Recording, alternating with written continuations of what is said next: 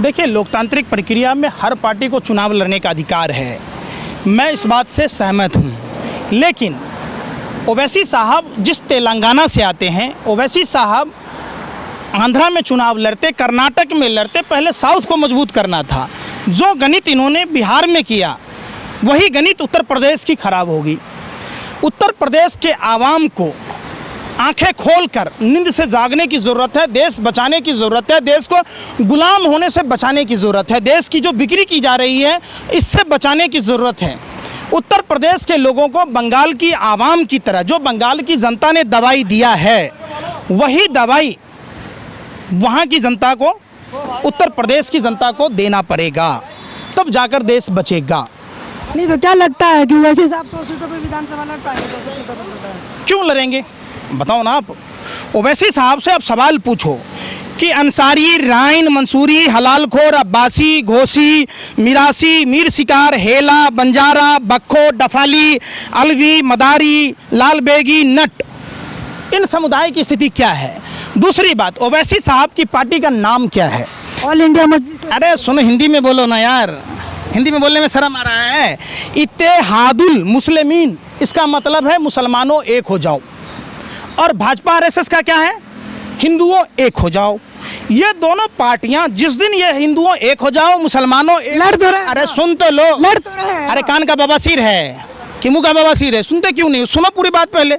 ये दोनों पार्टियां हिंदुओं और मुसलमानों को एक करने के बजाय ये कह दें कि भारत की 135 करोड़ आबादी एक हो जाओ, तो हम समझते हैं कि भारत में कोई लड़ाई नहीं होगी।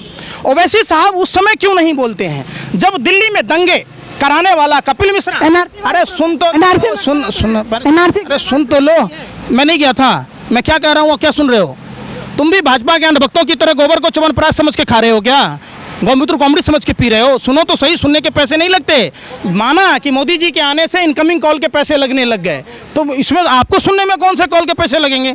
सुनो तो सही, दिल्ली में दंगे स्क्रिप्टेड दंगे थे, भाजपा आरएसएस के लोगों ने दिल्ली में दंगा कराया, बाहर के लोगों ने आके हिंदू और मुसलमानों को जलाया, तो कपिल मिश्रा ने प्रधानमंत्री पर सेक्स रैकेट का आरोप लगाया, लड़की को अगवा करने का आरोप लगाया, प्रधानमंत्री पर आईएसआई एजेंट होने का आरोप लगाया, तो कपिल मिश्रा पर कार्रवाई क्यों नहीं?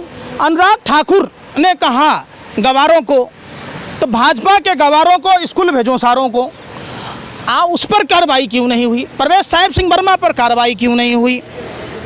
और जो दिल्ली दंगा पीड़ित थे, जो हमारे मुसलमान भाई थे, उनकी केस ओवैसी साहब क्यों नहीं लड़े?